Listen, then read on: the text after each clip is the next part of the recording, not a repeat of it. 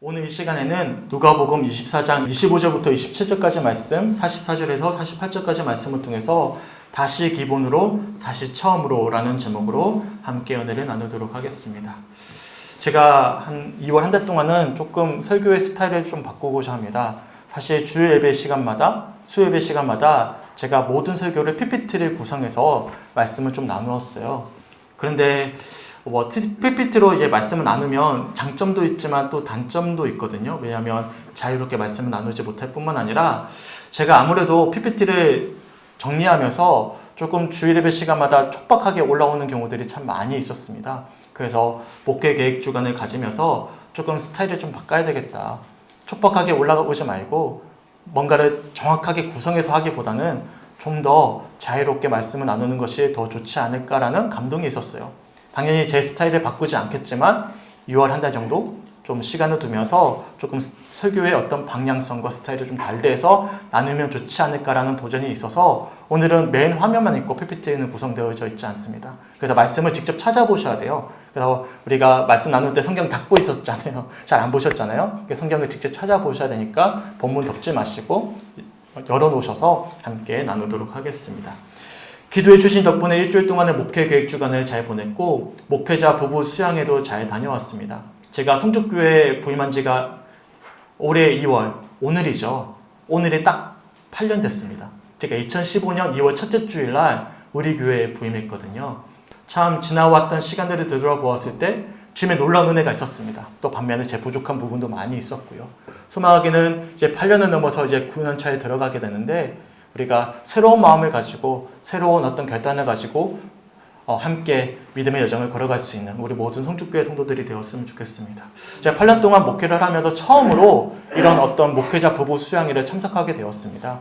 우리 삼남년에 있는 목사님 부부가 함께 모여가지고 함께 교제를 나누고 은혜를 받는 시간인데요. 제가 여러 사정 때문에 가족들과 함께 참석이 힘들어서 한 번도 참석을 하지 않았거든요. 근데 감사하게도 아내가 일주일 동안 휴가가 나면서 제가 처음으로 참석하게 되었습니다. 그래서 8년 만에 처음으로 가족이 선후배 목사님들을 만나서 인사도 드리고 또한 여러 감독님들과 목사님들의 설교와 특강을 들으면서 도전을 받는 시간이 되었습니다.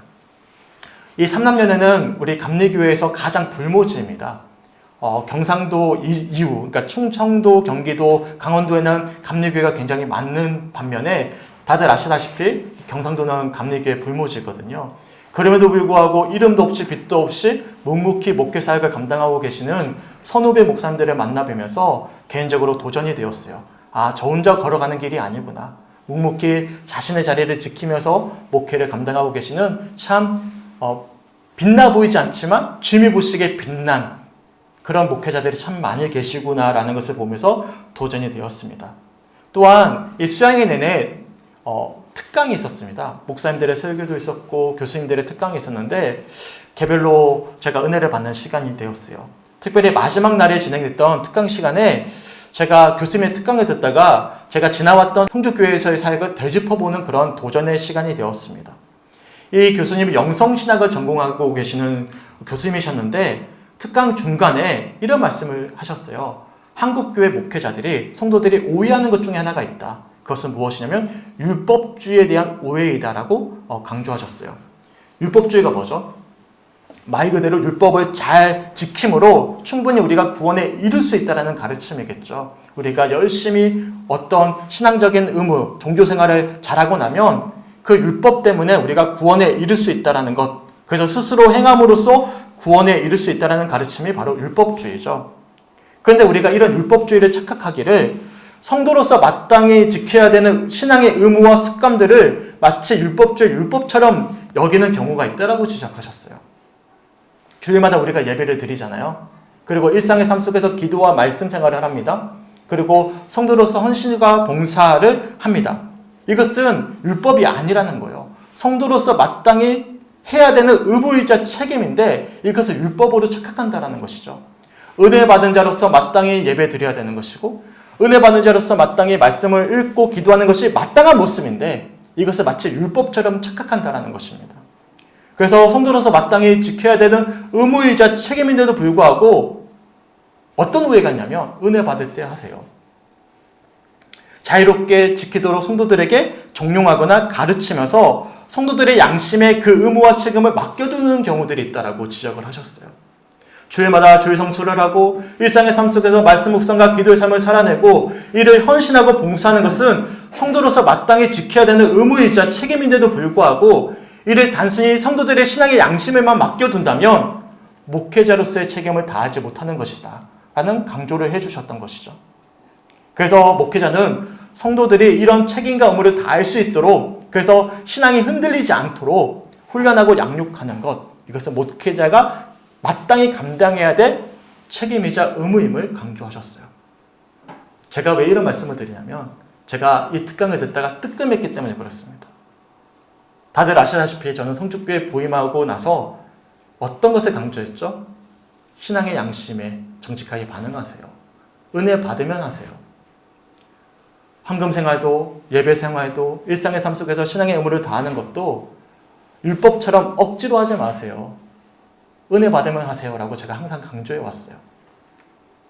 기억나시죠? 예배를 드리는 것도, 기도와 묵상의 삶을 살아내는 것도, 그래서 헌신과 봉사의 책임을 다하는 것도 마치 율법주의에서 강조하는 것처럼 억지로 할 것이 아니라 은혜를 받거나 도전이 될 때 하실 것을 제가 종용하고 가르쳐 왔습니다. 그런데 교수님의 지적에 따른다면 완전히 틀린 것은 아니지만 또한 제가 율법주의를 착각하고 있었구나. 마땅히 해야 되는 의무와 책임이기 때문에 성도들이 할 수 있도록 제가 도전을 줘야 되는 것이고 훈련시켜야 되는 것이고 또한 의무를 다할 수 있도록 힘을 불어넣어 줘야 되는 것인데 이것을 모두 다 맡겨버렸구나. 자유롭게 하세요. 은혜 받으면 하세요. 이것이 정말 아름다워 보이는데 또한 내가 율법주의를 오해한 것은 아니었을까. 그래서 자연스럽게 의무와 책임을 다하지 못하는 가운데 신앙을 잃어버리고 낙심하고 절망하는 성도들을 내가 방치해둔 것은 아니었을까를 돌아보게 되었습니다. 참 많이 회개했어요. 반성했어요. 내가 하나는 알고 있었는데 둘은 모르고 있었구나. 다른 것은 모르고 있었구나. 자유롭게 은혜 받은 대로 신앙생활을 의무를 다하는 것이 참 중요한데 그 이상의 것을 내가 보지는 못했구나라는 것을 돌아보면서 제 신앙의 방향은, 목회 방향을 다시금 점검할 수 있는 그런 시간이 되었습니다. 그러면서 교수님이 웨슬리 목사님을 예로 들었어요. 감리교회는 18세기 웨슬리 목사님을 통해서 시작이 되어졌거든요. 이 웨슬리 목사님이 별명을 얻었습니다. 메소디스트, 규칙쟁이라는 별명을 얻을 만큼 철저한 신앙생활을 했습니다.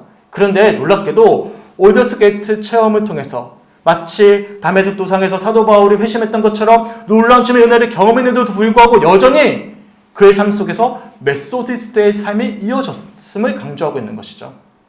무슨 말씀이냐면 규칙쟁이의 삶을 통해서 종교생활을 해왔던 웨슬리 목사님이 은혜를 받았는데도 불구하고 여전히 그 은혜를 유지하기 위해서 메소디스트, 규칙쟁이의 삶을 이어갔다는 것입니다. 제가 예전에 한번 나눠드린 적이 있는데 주보사에 보시면 이런 간지, 자그마한 책자를 넣어드렸어요. 한번 살펴보실까요? 한번 열어보세요. 일주일간의 아침과 저녁 자기 성찰표. 이게 웨슬리 목사님이 남겨놓은 기록인데요. 얼마나 철저하게 은혜 받은 이후에도 그 은혜를 유지하기 위해서 노력하셨는지를 우리 엿볼 수가 있습니다. 기억나시죠? 한 3년 전에 제가 한번 나눠드린 적이 있는데 보시면 첫 번째 페이지 1페이지에 보시면 매일 아침마다 자신에게 이런 질문을 하는 거예요. 나는 오늘 하나님을 최우선으로 생각하며 나의 삶의 주인으로 모시고 하루를 시작하고 있는가? 두 번째, 나는 어제 이후 하나님 앞에서 나의 행동을 살펴보고 반성하며 기도하는 시간을 가졌는가? 세 번째, 오늘 하나님을 위하여 내가 할 수 있는 모든 선한 일을 하며 나를 위한 하나님의 부르심에 최선을 다하고 충성할 것을 결심하며 하루를 시작하고 있는가? 그러니까 하루를 시작하면서 이런 세 가지 질문을 던지면서 시작하셨다는 것이죠. 그리고 하루를 마치고 주일 저녁 경건 시간에는 9가지의 질문이 있습니다. 나는 아침에 드리는 개인기도, 함께 드리는 공공기도에 어느 정도의 진심과 열정으로 참여했는가? 두 번째, 나는 하나님의 영광을 생각지 않거나 하나님의 영광과는 관계없이 어떤 일을 하지는 않았는가? 쭉 해가지고 9번째까지 하루를 마무리하면서 자신의 삶을 점검하셨어요. 또한 2페이지부터 보시면 주일 저녁, 월요일 저녁, 화요일 저녁, 수요일 저녁, 목요일 저녁, 금요일 저녁, 토요일 저녁까지 주제를 달리하면서 저녁에 매일마다 점검하는 질문뿐만 아니라 어떤 주제를 가지고 하루하루 자신의 삶을 점검하셨다는 것이죠. 그러니까 교수님의 주장은 무엇이냐면 메소디스트라는 것은, 규칙적인 삶이라는 것은 웨슬리 목사님이 은혜 받기 전과 후가 다르지 않았다라는 거예요. 율법주의라는 것이 단순히 율법을 통해서 구원받는 것이 아니라 율법이라는 것은 마땅히 성도로서 지켜야 되는 의무이자 책임이라는 것이죠. 그래야만 무엇이 가능하냐면 우리의 신앙이 흔들리지 않고 유지할 수 있음을 말씀하셨어요. 봐라, 감리교회 창시자인 웨슬리 목사님도 은혜 받은 이후에도 메소디스트의 삶을 살아왔다. 당연히 우리 역시도 그렇게 살아야 될 성도로서의 책임과 의무가 있음을 강조하셨다는 사실이죠. 개별로 한번 집에 가서 한번 읽어보세요. 읽어보시고 얼마만큼 철저하게 자신의 신앙을 잃어버리지 않고자, 은혜를 놓치지 않고자 살아오셨는지 그 흔적을 우리가 찾아볼 수가 있습니다. 그러면서 이 교수님이 강조하시기 영성신학 교수라고 말씀드렸잖아요. 기독교 영성의 핵심은 무엇이냐면 이러한 성도의 의무와 책임을 다함으로써 일상 가운데서 항상 변함없는 영성을 유지하는 것이 기독교 영성의 핵심이다. 우리가 기독교의 영성의 어떤 핵심이라고 생각하면 어떤 특별한 은혜를 받는 것, 체험을 하는 것이 영성의 핵심이라고 착각할 수 있는데 그것도 중요하지만 항상 변함없이 일정한 수준을 이어가는 것, 이것이 기독교 영성의 핵심이 되어야 된다라고 강조하셨어요. 사실 우리 모두에겐 사이클이 있습니다. 한번 돌아보세요. 내가 걸어왔던 믿음의 여정을 되돌아보시면 신앙에 굴곡점이 있습니다. 그렇지 않습니까? 은혜 받은 시점이 있고요. 은혜를 다 놓쳐버린 시점이 있습니다. 항상 유지되는 사람 없거든요. 그러니까 고점이 있고 저점이 있어요. 근데 기독교 영성의 핵심은 뭐냐면 고점과 여점은 있을 수밖에 없지만 그 차이의 간격을 좁히는 것. 이것이 기독교 신앙의 핵심이라고 강조하셨어요. 중요하죠. 아무리 우리가 특별한 집회를 통해서 체험을 통해서 주님의 은혜를 받아 누렸어요. 그런데 고점이 높은 거예요. 그런데 그것을 한순간에 다 잃어버렸어요. 그러면 고점이 아무 의미가 없는 것이죠. 그러니까 평균치가 중요하다는 거예요. 평균치. 항상 변함없는 것. 이것이 기독교 영성의 핵심을 강조하셨습니다. 그리고 이 평균치를 계속해서 이어가기 위해서 중요한 것은 무엇이냐면 성도로서의 의무와 책임을 다하는 것이다. 그것은 바로 주의 성수에 최선을 다하는 것이고 일상의 삶 속에서 우리가 기도의 삶과 말씀 묵상하는 삶을 놓치지 않는 것이고 이를 위해서 헌신하고 봉사하는 삶을 우리가 놓치지 않고 나아가는 것, 이것이 기독교 영성의 핵심임을 강조하셨어요. 그리고 목회자는 마땅히 이를 위해서 노력해야 되는 것이고 성도들이 이 평정시험을 놓치지 않도록 우리가 항상 훈련하고 양육해야 될 책임이 목회자에게 있음을 강조해 주셨고 제게는 가장 큰 도전의 어떤 깨달음의 순간이 되었습니다. 왜냐하면 개인적으로 제가 오해하고 놓치고 있었던 부분이었기 때문이죠. 그래서 이런 교수님의 가르침이 제겐 큰 도전이 되었고 왜 하필이면 8년 동안 한 번도 참석하지 않았던 수양에 참석하게 되었고 이런 특강을 듣게 되었을까? 주님의 놀라운 깨달음이자 또한 은혜임을 제가 이번 시간들을 통해서 돌아보게 되었습니다. 올해 들어서 제가 여러 차례 말씀드렸고 오늘 광고 시간에도 말씀드린 것처럼 오늘부터 시작해서 45주 동안 이 리딩 지저스라는 책자를 통해서 종교인 성경 통독의 시간을 가져보고자 합니다. 이 프로그램을, 이 책자를 제가 선정하게 된 이유가 있습니다. 2023년 새해를 시작하면서 제가 올 한 해 목회 방향을 어떻게 잡아야 될지에 대해서 묵상했거든요. 그러면서 주신 감동은 무엇이었냐면 오늘 말씀의 제목입니다. 다 같이 한번 읽어볼까요? 시작! 다시 기본으로, 다시 처음으로 라는 주제였어요. 다시 기본으로 돌아가야 된다. 다시 처음으로 돌아가야 된다라는 감동을 주셨습니다. 코로나19를 지나오면서 목회자 저 자신부터 초심을 잃어버렸어요. 중심이 흐트러졌습니다. 그래서 주시는 묵상의 어떤 핵심의 주제는 무엇이었냐면 코로나 이후부터 다시금 우리가 준비해야 될 것은 특별한 것이 아니다. 다시 신앙의 기본으로 돌아가야 되고 다시 처음 주님을 만났던 그 첫사랑의 순간으로 돌아가야 됨을 제게 감동으로 주셨습니다. 그러면서 어떻게 하면 성님들과 함께 다시금 신앙의 기본과 초심으로 돌아갈 수 있을까 고민하는 도중에 제가 작년부터 눈여겨봤던 이 리딩 지저스라는 책자가 눈에 들어왔어요. 작년 한 해 동안 여러 교회에서 이 책자를 통해서 활용을 해서 좋은 어떤 프로그램의 어떤 성과들이 이루어졌고요. 또한 저 역시도 이 지도자 세미나에 참석하면서 좋은 프로그램이라는 확신을 들었습니다. 우선 이 책자는 장로교죠. 웨스터민스터 신학대학교의 교수들이 집필한 책이라서 제가 쭉 읽어보니까 신학적으로 건강해요. 특별히 문제가 없어요.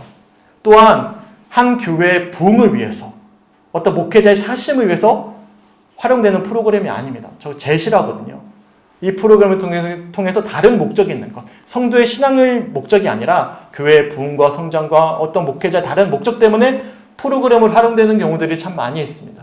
제가 실명으로 말씀드릴 수 없지만 지금까지 참 한국교회에 유행했던 프로그램을 보면 대부분 교회를 위한 거예요. 성도를 위한 것이 아니라.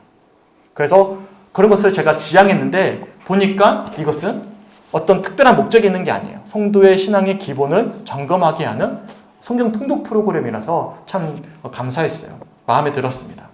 그리고 이번 목회자 수양회를 다녀오면서 성도의 의무와 책임을 다하기 위해, 그리고 이를 위해 다시금 신앙의 기본과 처음으로 돌아가기 위해 함께 할 수 있는 최적의 프로그램이라는 확신이 들었습니다. 소망하기는 2023년 한 해 동안 날마다 우리가 성경을 읽고 묵상하고 기도하면서 성도로서의 의무와 책임을 다할 뿐만 아니라 코로나 팬데믹을 거쳐오면서 흐트러졌던 우리의 신앙의 기본과 열정이 다시금 회복되어지고 되살아날 수 있는 우리 모든 성죽교회 성도들이 되시길 주님의 이름으로 간절히 축원합니다. 오늘 본문 말씀은 굉장히 유명한 말씀이에요. 교회를 조금이라도 다녀보셨으면 다들 접해보셨던 유명한 엠마오로 가는 제자들에 대한 말씀입니다.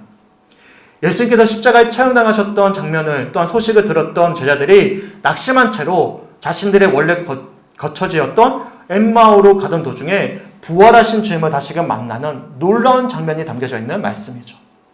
우선 15절부터 17절까지 말씀을 우리가 함께 읽어봤으면 좋겠는데요. 성경 한번 찾아볼까요?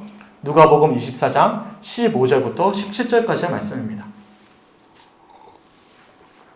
우리 한 목소리 한번 읽어보겠습니다. 시작. 그들이 서로 이야기하며 문의할 때 예수께서 가까이 이르러 그들과 동행하시나 그들의 눈이 가리어져서 그인 줄 알아보지 못하거늘 예수께서 이르시되 너희가 길 가면서 서로 주고받고 하는 이야기가 무엇이냐 하시니 두 사람이 슬픈 빛을 띠고 머물러 서더라. 아멘. 예수님께서 십자가에 처형당하신 후에 낙심했던 제자들이 엠마오로 가던 도중에 예수께서 그 제자들과 동행하셨어요. 그런데 놀랍게도 16절을 보시면 제자들의 눈이 가리어져서는 자신들 곁에 찾아오셨던 예수님이 누구신지를 알아보지 못했습니다. 또한 17절의 표현처럼 예수님께서 제자들에게 물어보죠. 무슨 대화를 나누고 있느냐? 그러자 제자들의 얼굴의 빛이 어땠다고 말씀하고 있죠? 슬픈 빛을 띠고 있었다라고 말씀하고 있어요. 이처럼 본문 속 제자들은 낙심한 채로 예루살렘이 아니라 자신들의 원래 거처였던 엠마오로 내려가고 있었습니다. 그리고 그런 자신들을 찾아오셨던 부활하신 예수님을 전혀 알아보지 못한 채로 슬픈 빛을 띠고선 그동안 있었던 십자가 사건과 부활 사건을 담담히 이야기하고 있었던 것이죠. 그러자 오늘 본문에서 그렇게 낙심하고 슬픈 빛을 띠고 있는 제자들을 향해서 예수님이 이렇게 말씀하십니다. 본문 25절 말씀 함께 읽어봤으면 좋겠어요. 본문 25절 시작. 이르시되 미련하고 선지자들이 말한 모든 것을 마음에 더디 믿는 자들이여. 아멘. 지금 제자들 곁에 누가 계시는 거예요? 부활하신 주님이 함께 하고 계시는데도 불구하고 여전히 슬픈 빛을 띈 채로 낙심해 있는 제자들을 향해 예수님이 뭐라고 말씀하십니까? 미련하고 마음에 더디 믿는 자들이다 라고 지적하고 계시는 것이죠. 근데 곰곰이 되돌아보면 우리도 그렇지 않습니까? 우리 안에도 분명히 미련하고 더디 믿는 요소들이 있습니다. 마치 자신들의 뜻과 계획대로 되지 않는 상황 가운데 낙심해버린 본문 속 제자들처럼 우리 역시도 내 뜻대로, 내 계획대로, 내가 원하는 바대로 이루어지지 않을 때면 낙심하고 절망할 때가 있는 것이죠. 그렇지 않습니까? 우리는 어떤 상황에서 혹은 어떤 이유에서 미련해지십니까? 또 우리는 무엇 때문에 혹은 무엇을 더듬 믿는 자가 되곤 하십니까? 믿는 자들이 미련하다라는 것은 영적으로 크게 어긋난 상태를 뜻합니다. 한마디로 성도가 미련하다라는 것은 영적으로 무뎌져 있다라는 것이죠. 여러 이유로 인해서 그리고 여러 상황 가운데 우리는 그만 주님의 은혜와 사랑을 놓쳐버린 채로 낙심하고 절망할 때가 분명히 있는 것이죠. 코로나19도 마찬가지예요. 혹시 기억나십니까? 2018년인가요? 2019년 초인가요? 우리가 코로나가 발발하기 직전에 교육관에 대대적으로 우리가 환경을 달리했어요. 기억나시죠? 책을 다 꺼내고 책장을 달리 설치하고 어떻게 하면 우리가 새롭게 시작할까? 새해를 시작하면서 교회 학교를 어떻게 부흥시키고 우리가 어떤 목회 방향을 가지고 나아갈까 막 설레는 마음으로 함께 교육관을 다 리모델링 했습니다. 그때만 하더라도 새로운 한 해가 시작하면서 부푼 기대와 함께 설레는 마음이 있었어요. 그런데 그렇게 교육관이 조성되고 나서 아이러니하게도 몇 주 지나지 않아 신천지발 대구에서 코로나가 전국적으로 유행되었습니다. 그리고 지금도 그 영향이 우리 삶 가운데 이어지고 있어요. 전혀 계획하지도 기대하지도 않았던 어려움을 마주하면서 설레는 마음도 부푼 기대도 그만 꺾여버렸고 2, 3개월이 지나면 끝날 것이라 예상했던 코로나가 지금까지도 사실 이어지고 있습니다. 사실 지금은 마스크를 꼭 쓰지 않아도 된다는 어떤 정부의 지침이 내려졌지만 여전히 포스트 코로나의 어떤 영향 아래 우리가 놓여 있는 것이죠. 그러면서 자연스럽게 우리가 눈이 가려워지진 않았는가? 우리의 삶 가운데 동행하고 계셨던 예수님을 알아보지 못했던 제자들처럼 우리 역시도 항상 함께하고 계셨던 주님을 주목하지 못한 채로 미련하고 마음에 더디 믿었는지도 모르는 것입니다. 그런데 놀랍게도 예수님은 그렇게 미련하고 마음이 더딘 제자들을 지적하시고선 그들이 놓치고 있었던 것을 알려주셨어요. 본문 27절 말씀을 함께 읽어봤으면 좋겠습니다. 27절 말씀 함께 읽어볼게요. 시작. 이에 모세와 모든 선지자의 글로 시작하여 모든 성경에 쓴 바 자기에 관한 것을 자세히 설명하시느니라. 아멘. 예수님께서 낙심한 채로 엠마오로 내려가던 제자들에게 모세와 모든 선지자의 글로 시작해서 성경에 쓰인 자기에 관한 모든 것을 제자들에게 자세히 말씀해 주셨습니다. 달리 편에서 구약 성경에 쓰인 모든 말씀들이 사실상 예수 그리스도 자기 자신을 향해 쓰인 책임을 알려주셨던 것이죠. 이에 관해서는 오늘 오예배 시간에 자세히 좀 말씀드릴게요. 중요한 사실은 예수님이 동행하고 계시는데도 불구하고 낙심하고 절망한 채로 눈이 가리워져 있던 이 제자들에게 예수님이 뭘 가르쳐 주신 거예요? 그들이 그동안 잊고 있었던, 놓치고 있었던 선지자들의 가르침, 말씀을 가르쳐 주셨던 것입니다. 그리고 놀랍게도 하나님의 뜻을 전혀 헤아리지 못한 채로 낙심했던 제자들이 다시금 그 마음 가운데 열정이 회복되어졌습니다. 32절 말씀인데 제가 세 번역으로 한번 읽어드리겠습니다. 그들은 서로 말하였다. 길에서 그분이 우리에게 말씀하시고 성경을 풀이해 주실 때 우리의 마음이 우리 속에서 뜨거워지지 않았습니까? 그들의 마음 가운데 열정이 다시금 회복되어졌습니다. 더 나아가서 그들의 눈이 열려서 예수님이 예수님이심을 보게 되는 결정적인 계기가 되었음을 그들이 고백하고 있음을 우리들이 살펴볼 수가 있는 것입니다. 이뿐만이 아니었어요. 낙심하고 절망한 제자들을 예수님이 찾아가셔요. 그리고 자신의 어떤 부활의 흔적을 제자들에게 보여주시고 제자들이 주는 조반을 잡수셨습니다. 자신이 부활했음을 제자들에게 보여주셨어요. 그리고 그런 의심하는 제자들에게 주님께서 이렇게 말씀하십니다. 본문 44절 말씀도 함께 읽어봤으면 좋겠어요. 시작. 또 이르시되 내가 너희와 함께 있을 때 너희에게 말한 바 곧 모세의 율법과 선지자의 글과 시편의 나를 가리켜 기록된 모든 것이 이루어져야 하리라 한 말이 이것이라 하시고 아멘. 눈이 가리워져서 더디 믿는 그 어리석은 엠마오의 제자들에게 눈이 열리게 하신 것은 바로 성경을 가르쳐 주심으로 가능한 일이었습니다. 마찬가지로 의심하는 제자들에게 예수님이 무엇을 가르쳐 주셨어요? 모세의 율법과 선지자들의 글과 시편에서 예수님이 가르쳐 기록된 모든 것을 일러주셨습니다.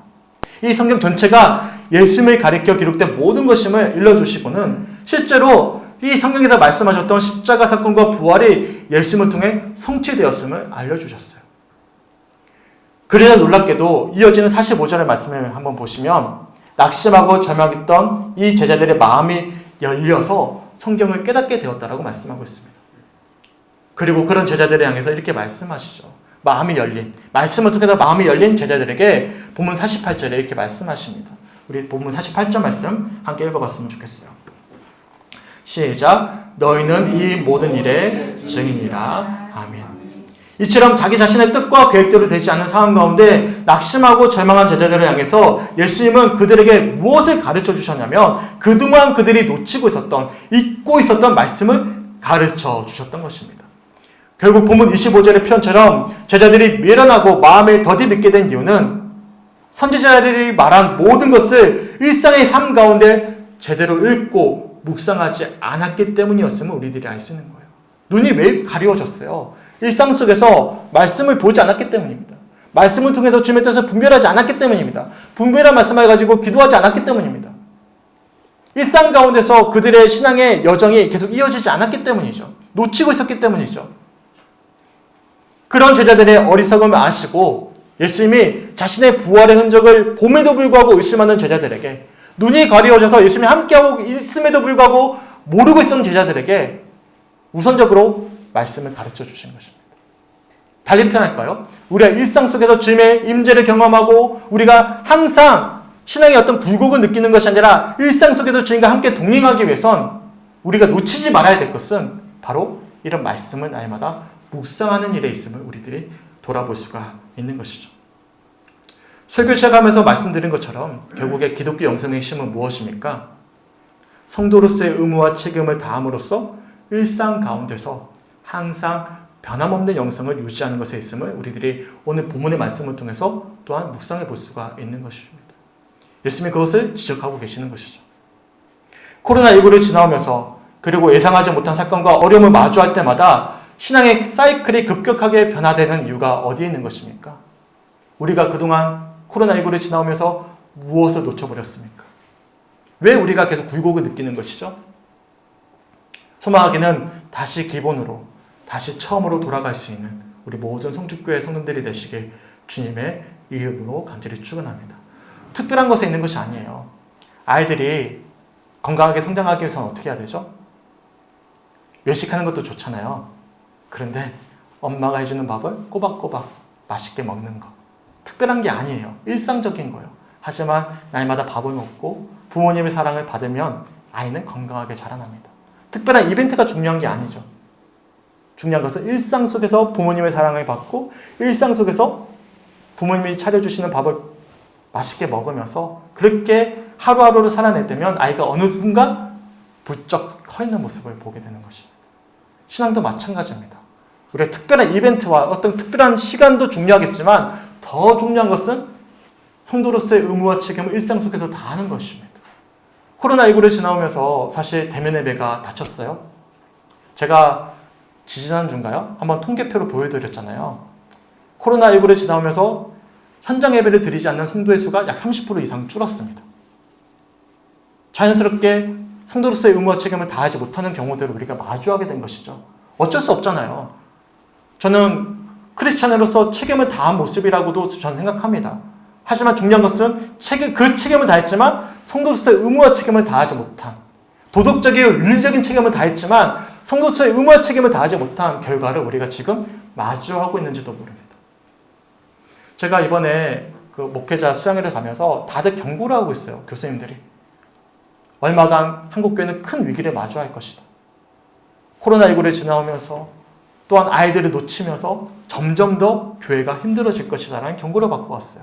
왜 그럴까요? 우리가 성도로서의 의무와 책임을 다하지 못한 결과이지 않을까 돌아보게 됩니다. 저도 마찬가지예요. 제가 놓치고 있었던 것은 다른 것이 아니죠. 바로 우리 성도들이 일상 속에서 예배를 정말로 충실히 드리고 말씀과 기도 생활 속에서 신앙의 굴곡을 느끼지 않고 항상 주님과 동행할 수 있도록 제가 도전을 드려야 되고 양육을 해야 되는데 저 역시도 그만 신앙의 열정을 잃어버린 채로 이 모든 책임과 의무를 성도님들에게 다 맡겨드리면서 그만 지금과도 같은 위기를 맞이하지 않았을까. 목회자로서의 책임을 돌아보게 되었습니다. 근데 감사한 것은요. 오늘 본문에 보시면 우리 주님은 포기하지 않으십니다. 낙심한 채로 엠마오로 내려가던 제자들을 누가 먼저 찾아오셨죠? 예수님이 먼저 찾아오셨어요. 그리고 부활의 어떤 증거를 먼저 보여주신 분은 누구십니까?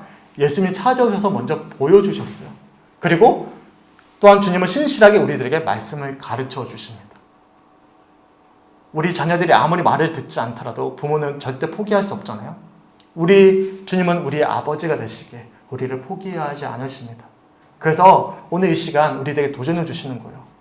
우리 말씀 제목 한번 다 같이 한번 읽어볼까요? 시작! 다시 기본으로, 다시 처음으로. 특별한 것을 기대할 것이 아니에요. 우리가 기대해야 될 것은 다시 기본으로, 일상 속에서 다시 처음으로 돌아가는 것입니다.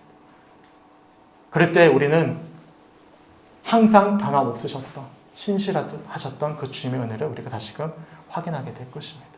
다시금 우리가 기본으로 돌아가고 다시 처음으로 돌아갈 수 있는 우리 사랑하는 모든 성주교회 성도들의 신앙의 여정이 되셨으면 좋겠고, 이를 위해서 함께 우리가 이 리딩 지저스라는 책자를 통해서 말씀으로 다시금 또한 기도로 다시금 돌아갈 수 있는 우리 모든 2023년 한 해의 성주교회 성도들의 신앙의 여정이 되시길 주님의 이름으로 간절히 축원합니다. 아멘. 그리고 저는 우리 성도들이 신실한 기본 신앙생활을 다 할 수 있도록 최선을 다해서 섬기면서 저 역시도 기도할 터이고, 우리 성도들 역시도 제가 지치지 않도록, 낙심하지 않도록 함께 기도해 주시면서 함께 우리가 한 해 동안 기본이 회복되어지고 처음에 열정이 회복되어져 갈 수 있는 그런 모든 성주교회 성도들의 2023년 한 해의 신앙의 여정이 되시길 주님의 이름으로 간절히 축원합니다. 아멘. 중간에 보시면 악보가 있습니다. 함께 기도라는 책자의 중간에 악보를 내가 넣어드렸는데, 이 고백이 한 해 우리 삶의 고백이 되었으면 좋겠어요. 주님 말씀하시면 내가 나아가리다. 주님 뜻이 아니면 내가 멈춰서리다. 내가 가고 서는 것 주님 뜻에 있으니 오 주님 나를 이끄소서. 이 고백을 하기 위해서는요, 무엇이 전제되어져야 됩니까? 일상 속에서 말씀과 기도 생활이 병행될 때 이런 고백이 가능합니다.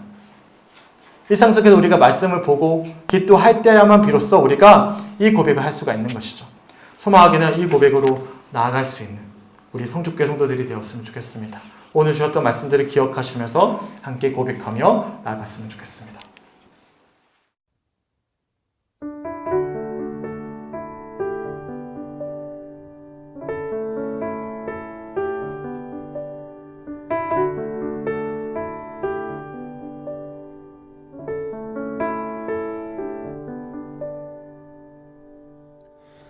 주님 말씀하시면 내가 나아가리다. 주님 뜻이 아니면 내가 멈춰서리다.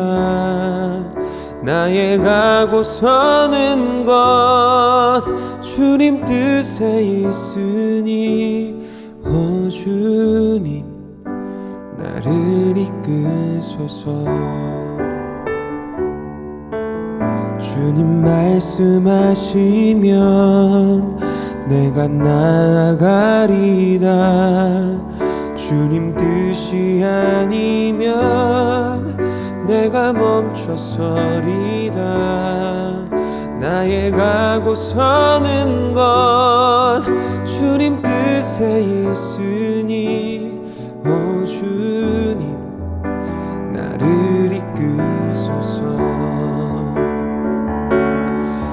뜻하신 그곳에 나 있기 원합니다.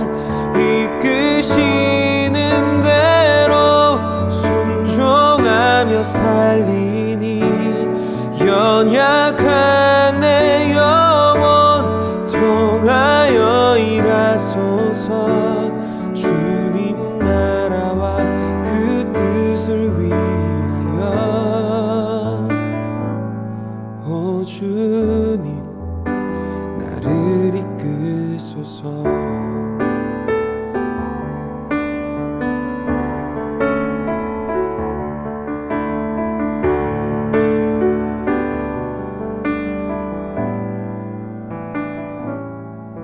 주님 말씀하시면 내가 나아가리다. 주님 뜻이 아니면 내가 멈춰서리다. 나의 가고 서는 것 주님 뜻에 있으니 오 주님 나를 이끄소서. 뜻하신 그곳에 나 있기 원합니다. 이끄시는 대로 순종하며 살리니 연약한 내 영혼 통하여 일하소서. 주님 나라와 그 뜻을 위하여 뜻하신 그곳에 나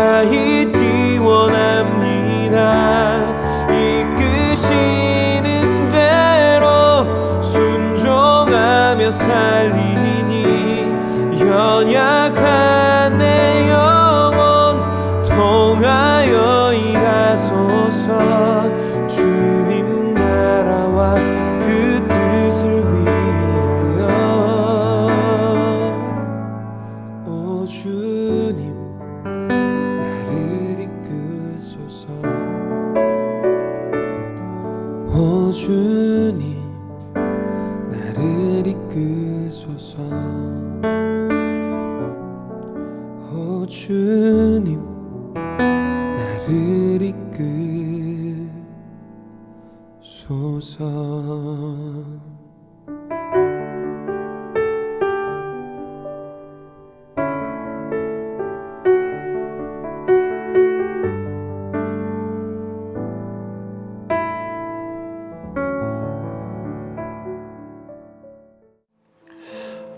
함께 기도했으면 좋겠습니다. 혹시나 신앙의 위기 가운데 계시진 않으십니까? 신앙의 열정을 잃어버린 채로, 그 사랑의 감격을 잃어버린 채로 주님이 어디 계십니까? 내 삶 가운데 어디 계십니까? 주님, 그 은혜가 다 어디로 사라졌습니까? 혹여나 그렇게 외치고 계시진 않으십니까? 무엇이 문제죠? 우리 주님이 옆에 계시지 않기 때문입니까? 아니죠. 환경과 상황 탓이 아니라 신앙의 기본을 놓쳐버린 채로 그만 주저앉아 있었던 우리의 게으름과 나태함이 있지 않았을까를 한번 되돌아봐야 될 시점이지 않을까 생각합니다. 코로나19를 지나오면서 우리가 놓치고 있었던 것은 무엇일까? 한 주 동안 묵상하면서 또한 제 목회 여정과 제 믿음의 여정을 되돌아보면서 기본을 내가 놓치고 있었구나. 날마다 주님을 묵상하고 기도하는 일에 내가 게을리했구나. 주님은 변함없으신 분이시고 실수하지 않으시는 분이시고 포기하지 않으시는 분이신데 내가 왜 환경과 상황에 눌려버렸을까? 주님은 옆에 계시는데 결국에 내가 해야 될 마땅한 성도로서 목회자로서의 의무와 책임을 다하지 못했기 때문이지 않았을까를 돌아보게 된 것이죠. 그래서 다시 기본으로 다시 처음으로 돌아가기 위해서 우리가 회복해야 될 것은 특별한 것이 아닙니다. 다시금 신앙의 열정이 회복되기 위해서 주님의 살아계심 우리가 다시금 확인하기 위해선 우리가 다시금 찾아가야 될 것은 주님 말씀하시면 내가 나아가겠습니다. 주님 뜻이 아니면 내가 멈춰서겠습니다. 라는 이 고백이 이어져야 되는 사실이죠. 소망하기는 오늘부터 시작해서 다시금 성도로서의 기본 생활로 돌아갈 수 있게 간절히 소망합니다. 일상 속에서 우리가 말씀을 놓치지 않고 기도 생활을 놓치지 않고 무엇보다도 주님께 예비함이 내 삶의 가장 소중한 시간들임을 고백할 수 있는 이 신앙 이 기본이 회복되어졌으면 좋겠습니다. 그럴 때 우리가 그동안 잊고 있었던 그 감격들, 그동안 우리가 놓치고 있었던 그 은혜들, 그 열정들을 저부터 시작해서 다시금 회복되어져 갈 것입니다. 그리고 회복되어진 열정 가운데 주님을 바라보는 우리 삶을 통해서 다시금 주님께서 일해 가실 것입니다. 위기 뒤에 기회라고 하죠. 코로나19가 우리 신앙의 근원을 흔들게 만들었던 시간이었다면 코로나19 이후로는 기본을 다시금 회복하면서 일어설 때면 채워주시는 그런 기회의 시간이 될 거라 소망합니다. 소망하기는 우리 교회와 우리 성도들의 삶이 그런 믿음의 여정이 되시길 주님의 이름으로 간절히 축원합니다. 그리고선 마냥 우리가 게으르고 나태한 모습으로 내버려 둬서는 안 되는 것이에요. 이 시간 결단하셔야 됩니다. 주님 다시금 기본으로 돌아가겠습니다. 일상 속에서 주님을 바라보겠습니다. 말씀과 기도로 주님을 붙잡겠습니다. 무엇보다도 주님께 예비함이 우리 삶의 가장 소중한 것임을 고백하겠습니다. 라는 결단이 반드시 이루어져야 됩니다. 이런 고백으로 나아갈 수 있는 이런 묵상의 시간이 되었으면 좋겠습니다. 오늘 말씀을 붙잡고 함께 기도하며 나아가도록 하겠습니다. 함께 기도합니다. 하나님 아버지 너무나 감사합니다. 하나님 우리 성도님들과 함께 다시금 도전할 수 있는 말씀을 주시니 너무나 감사합니다. 엠마오로 낙심한 채로 떨려갔던 제자들처럼 코로나19로 우리가 낙심한 채로 걸어오진 않았습니까? 하나님 절망한 채로 아버지 그 은혜를 다 놓쳐버린 채로 그렇게 몸이 건조한 종교생활에 머물러 있진 않았습니까? 주님 우리가 다시금 회복해야 될 것이 무엇인지 우리 교회가 다시금 되찾아야 될 것이 무엇인지를 말씀을 통해서 되짚어보게 하시며 주님 너무나 감사합니다. 엠마오에 내려가던 제자들을 찾아오셔서 말씀을 가르쳐주셨던 주님께서 오늘 이 시간 우리들에게도 말씀하여 주시고 도전을 주시면 너무나 감사합니다. 내게 줬던 이 말씀대로 붙잡고 다시금 신앙의 기본으로 돌아가기 간절히 소망합니다. 다시 처음으로 돌아가기 간절히 소망합니다. 말씀을 날마다 묵상하고 기도함으로 말미암아 하나님이 나와 함께하고 계심을 날마다 우리 삶 가운데 주관하고 계셨음을 확인하면서 하나님 그 뜨거웠던 열정과 사랑으로 돌아가기 간절히 소망합니다. 하나님의 이름 위해서 결단하고 아버지 기도하는 모든 성도들의 심령 가운데 찾아와 주시고 그들의 입술의 고백 가운데 말씀하여 주시고 임재하여 주셔서 이 고백들이 우리의 결단들이 한 주간의 삶 가운데 온전히 이루어질 수 있도록 힘 주시고 능력 주시길 간절히 소망합니다. 말씀을 듣고 기도하고 결단한 모든 성도들의 심령 가운데 주께 더 강력하게 역사하여 주셔서 주님의 놀라운 은혜 가운데 주셨던 그 감동들을 일상의 삶 속에서 살아낼 수 있는 놀라운 믿음을 되어 주시길 간절히 소망합니다. 아버지 말씀을 붙잡고 기도하는 모든 성도들의 심령 가운데 찾아와 주시고 하나님 우리가 고백했던 결단들을 우리 삶 가운데 살아내는 놀라운 은혜가 있는 한 주간의 삶 그렇게 주님이 동행하심을 우리가 목격하면서 감격하면서 신앙의 기본과 처음으로 돌아갈 수 있는 한 주간 삶 될 수 있도록 하나님 축복하시고 아버지 함께하여 주시옵소서. 우리 모든 분들에게 주님 믿음을 주시기 간절히 소망합니다. 결단할 수 있는 힘을 주시기 간절히 소망합니다. 그 은혜 가운데 살아낼 수 있는 놀라운 축복을 주셔서 하나님 돌아온 한 주간 우리가 다시금 신앙의 기본으로 다시금 돌아가며 처음의 열정을 돌아가며 그렇게 살아계신 주님과 함께 감격해하며 간증할 수 있는 그런 한 주간 삶 될 수 있도록 하나님 역사하시고 주님 주관하여 주시옵소서. 아버지 함께하여 주시옵소서.